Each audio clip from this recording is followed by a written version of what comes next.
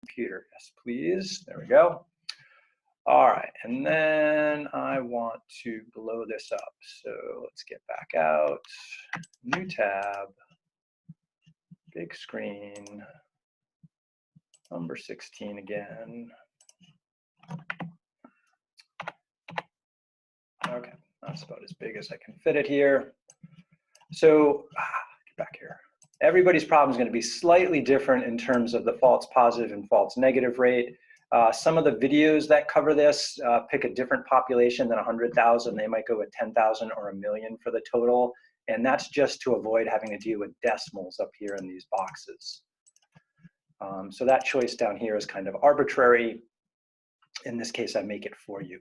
There's another example where you have to make that decision on your own. So we got a certain virus that affects 0.7% of the population. Okay, so only 0.7% of the population is affected by this virus. Test used to detect the virus in a person is positive 90% of the time if the person has the virus, and that's called a true positive.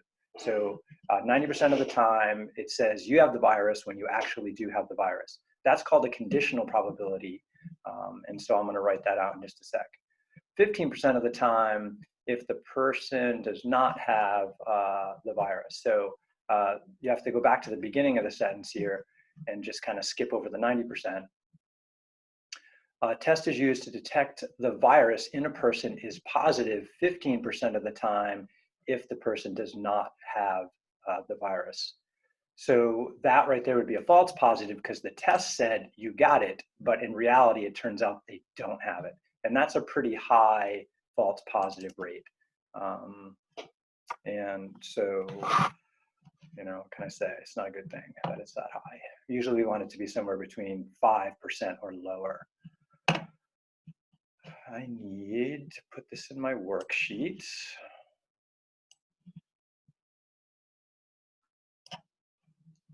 And add to current page. Okay, so we're going to try and fill out this table here based on the given information.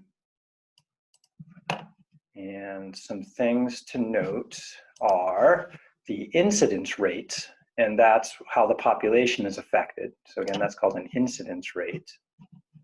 So let's make a note of that.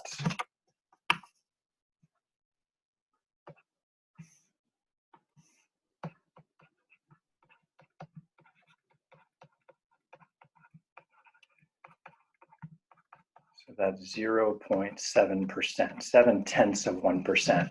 So this tells us that's the probability that a person has the virus. We randomly select the person in the population. So 7% of the population is affected. 0.7%, excuse me. So I'm just going to use that right away. Or actually, it's already applied for you. That's this right here. If you take 0.7% of 100,000 people, that's going to give you 700 people. So we're going to need a calculator too. Spreadsheet's a good way to go for this. Infected, not infected, positive, negative. Okay, spreadsheet, and this is, number 16 in the homework. Infected, not infected, and then what was the other part? Positive test, negative test.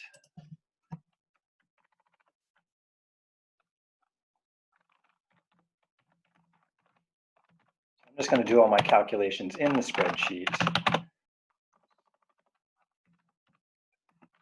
Could just do them with a calculator and then keep track of them. And then we have a total row and a total column over here. All right, we're starting with 100,000 people. And if you use a spreadsheet, you definitely want to turn on commas, make sure the numbers are easy to read. Oops, I don't need decimals. Come on. At the moment.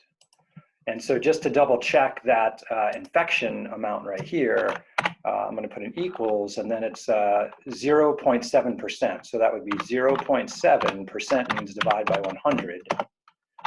And then multiply by the population. And that's where that 700 amount comes from. So don't forget when you're working with these problems, and this is a common mistake, that percent means divide by 100. So if I want to use this 7% here, I'm going to have to take that 7.7 and change from a percent to a regular number by dividing by 100. So 0.7% as a decimal is 7 thousandths. 7 thousandths of 100,000 is 700. And then we just subtract to get that 993 there if you want to put this in a spreadsheet. So I could type that number, but I don't need to because I can just say, hey, take this and take away that. So there's that 99,300. All right, next piece of information we need to apply. Oops, is back here. And I'm just going to copy this in here.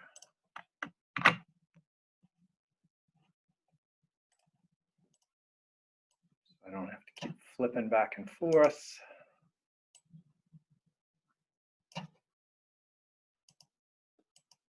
All right. And then usually I have to read these several times to figure out what the heck they're talking about. So a test used to detect the virus in a person is positive 90% of the time if the person has the virus. So another way to state that would be with a conditional probability. So let's do that next. So we're going to do the true positive part here, which is the 90%. So a test used to detect the virus in a person is positive 90% of the time if they have the virus. So that would be the probability of getting a positive test, knowing, and you'll see this vertical bar a lot in the probabilities, and that's the condition, knowing that they actually are infected, that they have the virus. And what the condition does is the condition changes the denominator from the whole population to whatever the condition is. So that condition is the new denominator when you're doing the probability.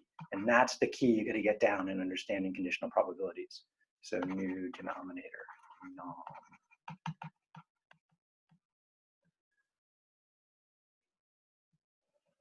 All right. So what that means is, okay, so it's a positive test if we know they're infected. So that knowledge right there means I'm working in this column only, okay? Because that's my new denominator, the total number of people that are infected. And that probability is 90%. So 90%, which would be 0.9 as a decimal after you divide by 100. And that's going to give us the ones that tested positive right there. So if we take 90% of that 700, that should give us the number of people who actually test positive, okay? And again, this is what's called a true positive. So now I got to apply that and calculate that number. So 90% of 700 should be what, like 63 probably. Need to go double check that. All right, so this number right here is equal to 90%, 0.9 times 700, 630. Oh yeah, why did I say 63? That was way off. All right, so 630 of those 700. So if we know they're infected, right? So let's suppose we know that ahead of time and we give them the test, 90% of them will say, yep, the test says you have it. But sometimes the test will say you don't have it even though you do, okay? So that would be called a false negative. The test said you were negative, but it was wrong. To get that number, we just subtract. What's the difference between 700 and 630? That's the other 10%. And so there's the 70. So I'm going to start plugging some numbers in here too. We got 630, the 90% of people of the infected who had a positive test, the other 70 people, or 10% of this group, who tested negative. So the false negative rate in this case would be 10%, which means the test said they were negative, even though we knew they were actually infected. It's really hard going back and forth between the English version of how you speak what it means and the math version, and it just takes practice. So this is a problem that I would redo a few times, and there's other versions of it in the homework too you get to try. All right, moving on. All right, so the next part, we have to put the beginning of the sentence together with the end of the sentence. So a test used to detect the virus in a person is positive. We're done with this part of the sentence. And now we pick up over here at the 15%. So a test used to detect the virus in a person is positive 15% of the time if the person does not have the virus, okay? So the beginning of it is the probability we're looking for, and the ending of it is the condition that changes the denominator in this case. So I'm gonna, oops, sorry, I'm trying to move my Zoom panel of tools, and I wrote at the screen at the same time. And it won't let me undo it. Get out of the way line. All right. So let's see if I can write that down here. Do I have my pen back? And again, you're gonna have to do, I can't do these without writing lots of stuff on paper and using a calculator or a spreadsheet to kind of make sense of it. So if you think you can just look at this and use a calculator to whip it out, you're better than me at math. All right, so I'm gonna read it again. A test used to detect the virus in a person is positive 15% of the time if the person does not have the virus. Okay, so we know the person doesn't have the virus. What's the probability the test is positive? Okay, so similar to above, we have a positive test, but this time the knowledge is that the person does not have the virus, so not infected. Is my new denominator now. So that means I'm just in the not infected column. And I probably should have wrote some of my numbers here too. So this is 630, this was 70. All right, and the rate is 15. So of the not infected, 15% of them had a positive test. So that would be this, oops, wrong color. That would be this color, this cell right here. Okay, so the new condition, right, the new focus group becomes your column or row. In this case, it is a column. Sometimes it could be a row. And then the thing we're looking for is the first thing mentioned. So that would be this cell right here. So I want to take 15% of 99,300 to get that number off to a spreadsheet. So that's this cell equals 0.15 is 15% as a decimal times that number right there. And again, on a spreadsheet, if a number is on the screen, you should click on it as opposed to retyping it because humans make typing errors. All right, so it looks like it is 14,895 for me, and your numbers will be different, so you should pay attention to that. 14,895.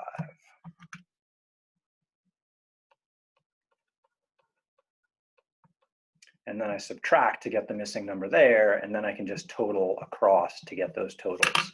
So my spreadsheet's almost done for me here. So subtracting equals this minus that. Okay, so 84405.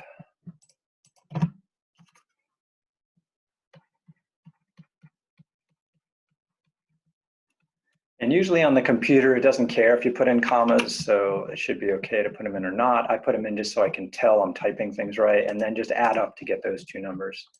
So I just say, hey, what's this plus that, and so on.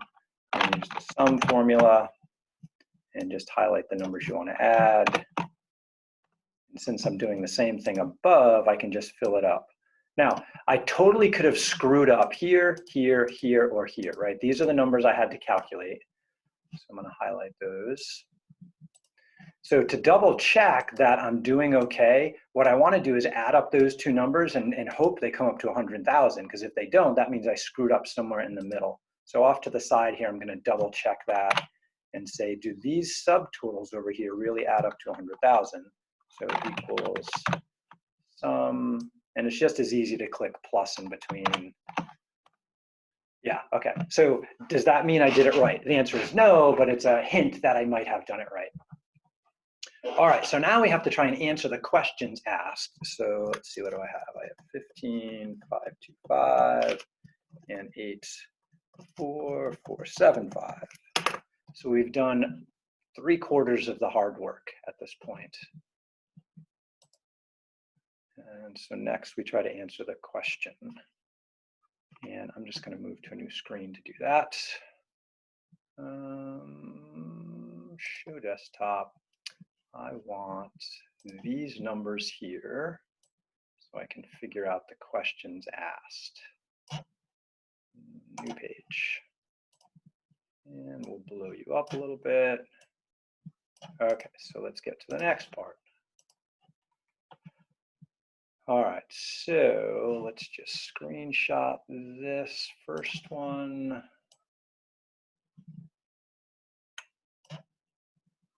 Add to current page. All right, so let's see if we can answer this question.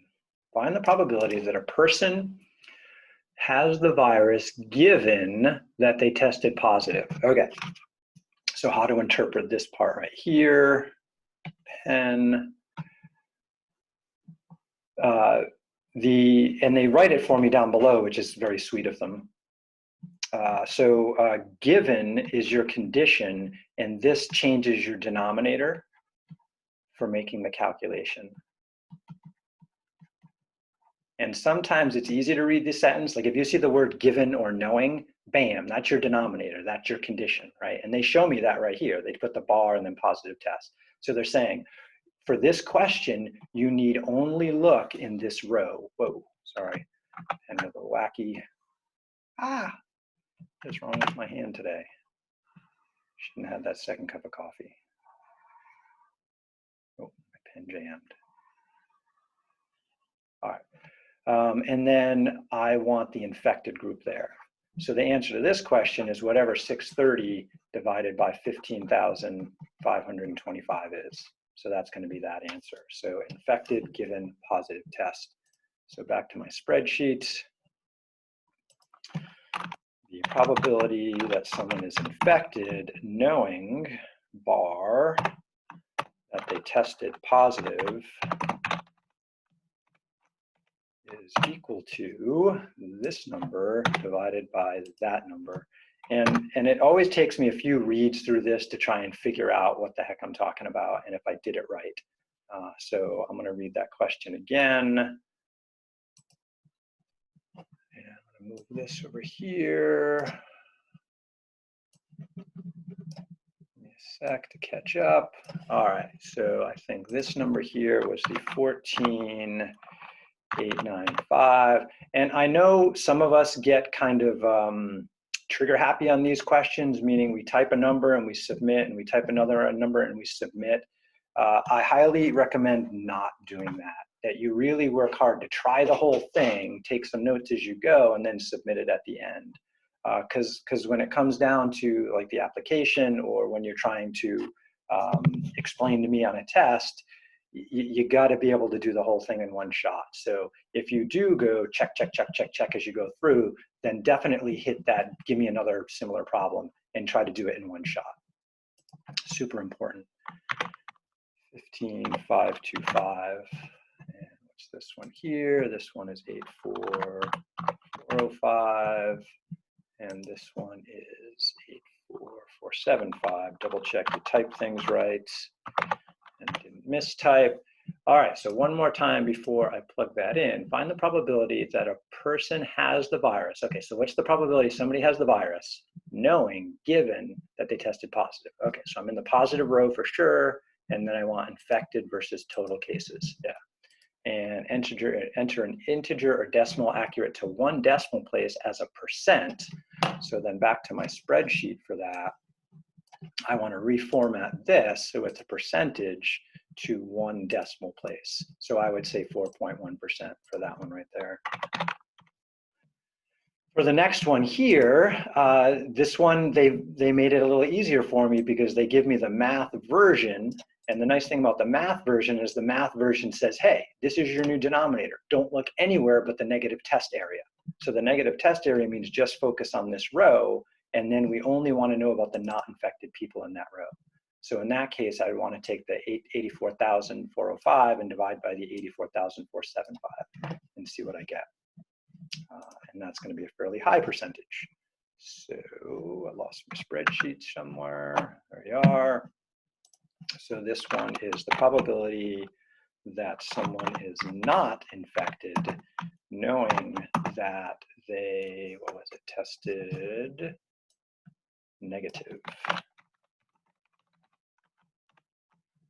And so on mine, my denominator, so I'm just focusing on that row, so that would be the nots divided by the total negatives.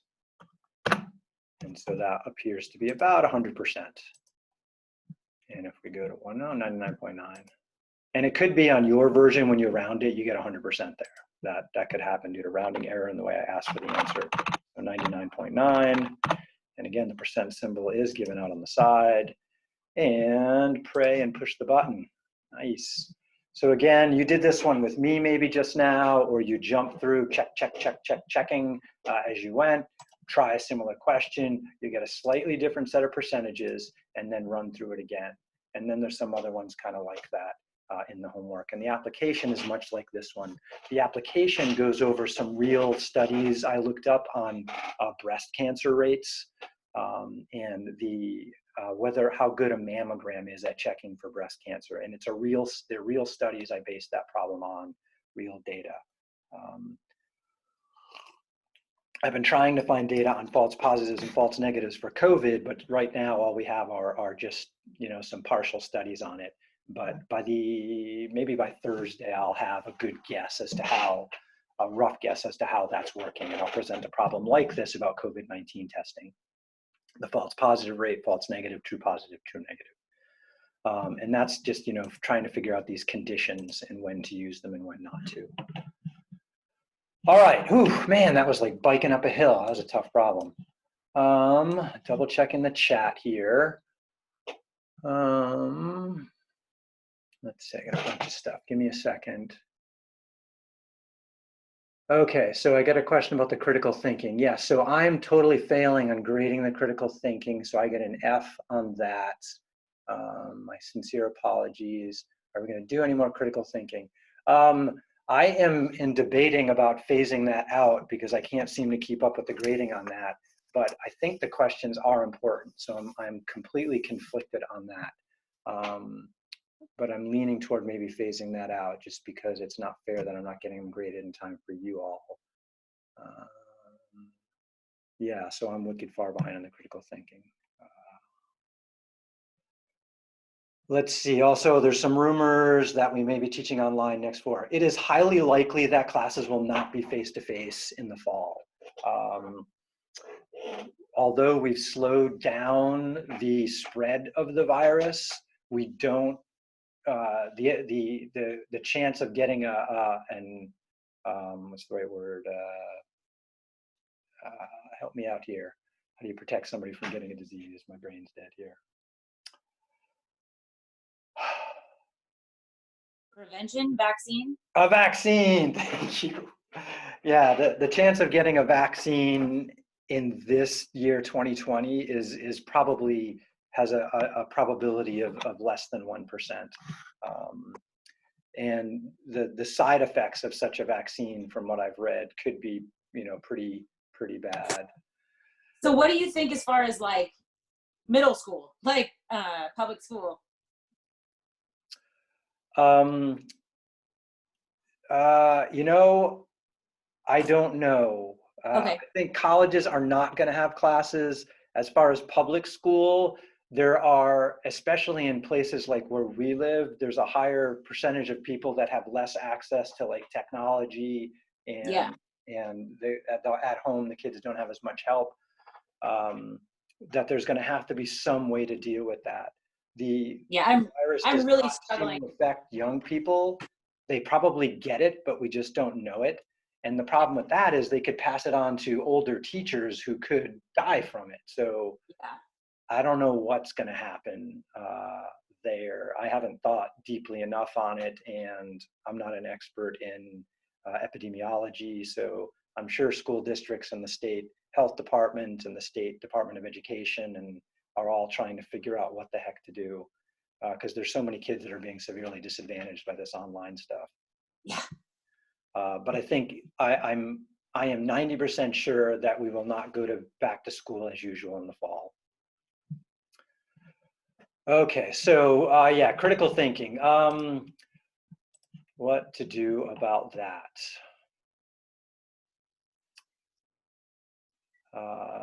I already posted critical thinking for this week, and people have already started replying to that. And given that it's too late for me to pull that back, I have some thought about making it optional, but even with making it optional, I'm still not getting to the grading in a timely manner. Again, the reason I'm not, if you didn't understand this before, why I'm not getting to the critical thinking right away is because you have my answers visible there. And I expect you to be able to compare your answers to my answers and maybe look at a couple other people and decide if you were on the mark or not. And if you weren't, then before the deadline, you should reply with a correction or addition to yours.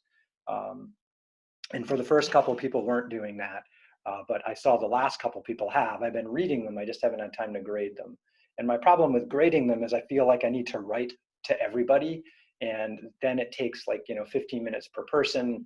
With 40 students, that's 10 hours per assignment. And I just haven't been able to pull that off. So I'm prioritizing the applications because you got to get that feedback. And last week was an experiment of the week, from week 3, where I tried to give a video of me doing the whole problem, and then you just a grade, and then you could write to me if you needed more feedback. And I'm probably going to do the same thing with last week's application starting today or tomorrow, where I have a video of me going through that, and then you can just kind of think about how you did. Speaking of that, last week's, if you haven't taken the chance to go back and look at that discussion group, there were a lot of great posts there. I posted mine in there, so you get to see my application right after you posted yours. So let me just do a search. What happened there? I can't spell my own name. All right. I didn't pick one of the data sets from StatKey because I didn't want to spoil that for you guys. So I just picked a different data set I have of some of my recent mountain bike rides. And I went over this in a video last week too. So this was me trying to answer all those questions. And there were a lot of other great ones in here. I thought Peter did a pretty good job on his. Peter did the honeybee dance one. And he has his StatKey data and his graph, and then he wrote about all those questions. And then he even had some resources about what the hell the data meant, which I thought was pretty cool. So check those out. I'll get to grading those probably starting tomorrow once I get the test done, which should be today. I got about 2 more hours of grading to do on that with the last 9 people.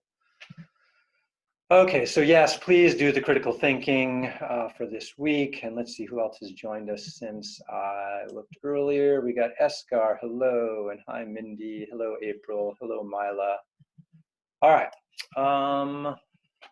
so I'll probably pare this video down later, but I have a recording of it if you joined late of me doing problem number 16 from this week's homework, which was one of the hardest problems.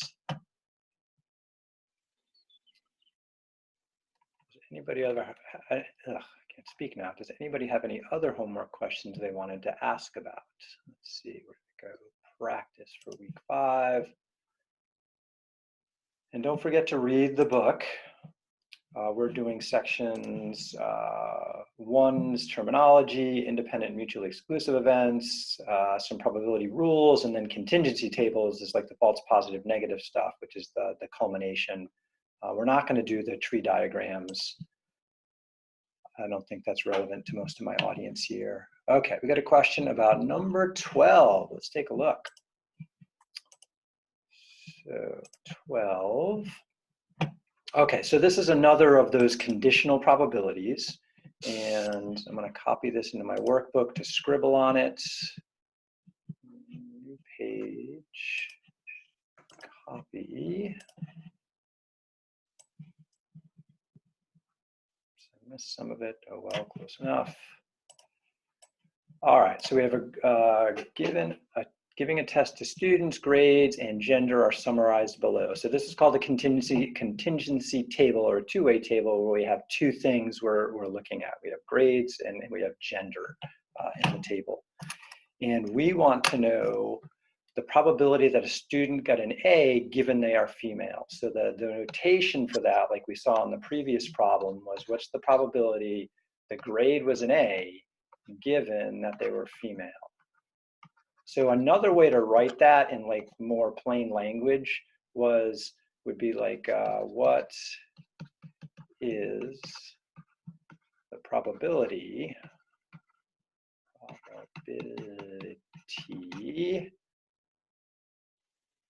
or actually, no, I don't want to use the word probability. What percent, there we go, of females got an A? So that's like the plainest language I can put this in without using the probability like given thing. So this says, hey, I only care about females, okay? So I only want to look in this row anytime we change the main set of data. And then in that row, I only care about the A's. So the answer here should be 6 out of 34, whatever that ends up being. And then how do we want the answer? It doesn't have a percent symbol, so it must want a fraction or a decimal. So I could just type it the way I wrote it. I could say, because it says I can enter a mathematical expression, so I could do fraction 6 over 34. And it should accept that as the answer.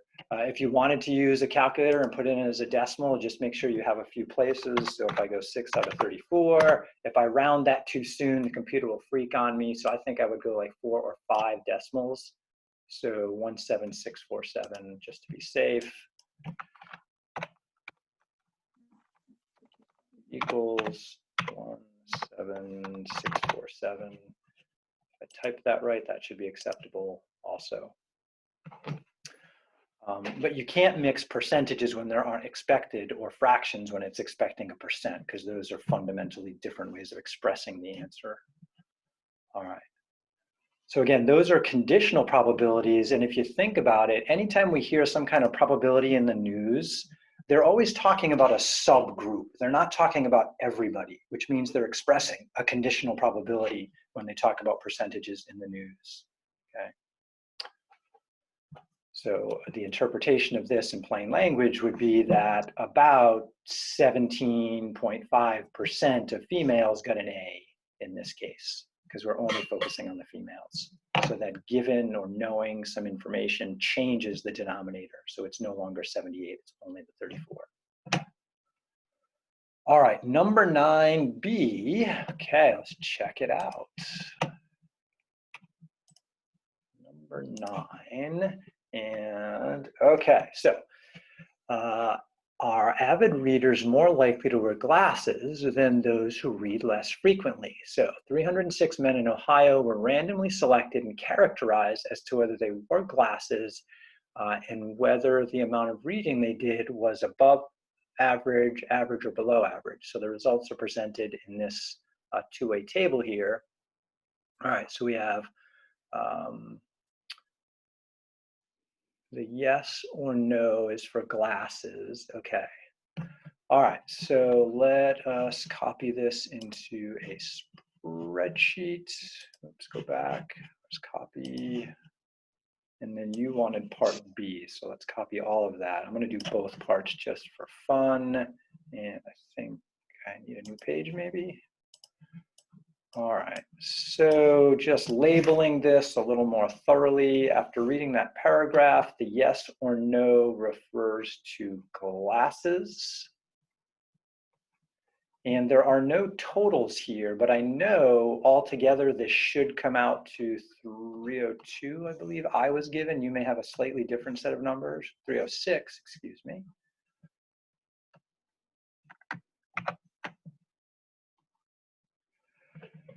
All right, so what is the proportion of men in the sample who wore glasses? Okay, so 306 is my sample size, like that's the N we talk about. And yes wore glasses, right? Proportion of men in the sample who wore glasses would mean total up this column right here. So 7 and 4 is 3, and carry, and 13. So this one would be 133 out of 306. And maybe they want a decimal, I'm not sure. I have to go check that. What is the proportion of all above average readers who wear glasses? So this is a conditional thing. They're saying, hey, change your focus. We want the proportion of all above average readers. All right, so they're telling me then to focus on this row. So of this group right here, who wear glasses? So I'm gonna have to add those two up. So 7 and 8 is a 5, carry the 1. 4, 5, 6, 7. Looks like there's 75 people who were above average readers, and 47 of them wore glasses. So that should be 47 out of 75. So if I wrote that as a probability, if I randomly select a person, what's the probability that they wear glasses, knowing that they are above average reader?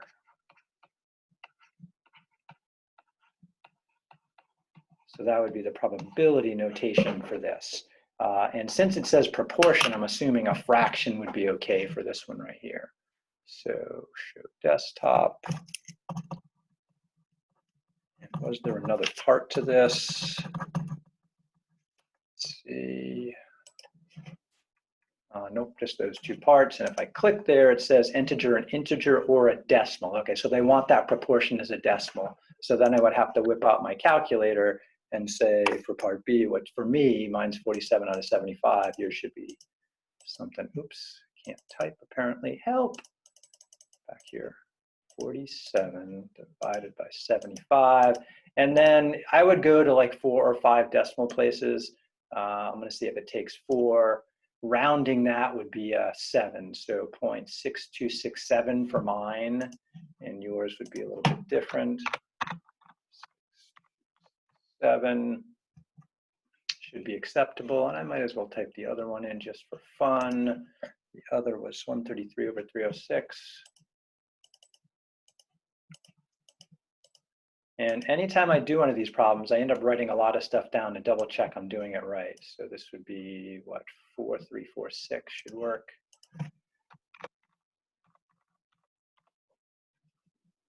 And pray and click. And if I don't enter enough decimal places, it might say I'm not close enough. Like if I rounded that to 3 decimal places, it like that. I bet it doesn't like 2 decimal places. Say rounding, and some of these say rounding rules and some of them don't. So when they don't, I usually go like 4 or 5. Oh, wow, it even likes 2. What the hell? Okay, and I'm out of tries. All right, what else do we got here? I don't see anything new in the chat. I don't see anyone new has joined us.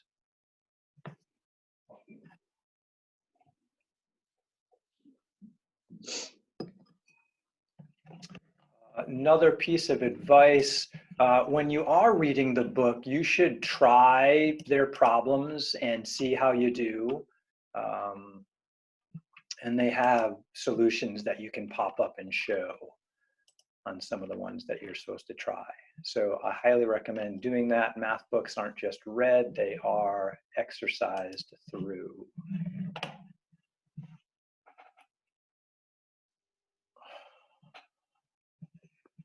Should we do one more of those hard ones for fun?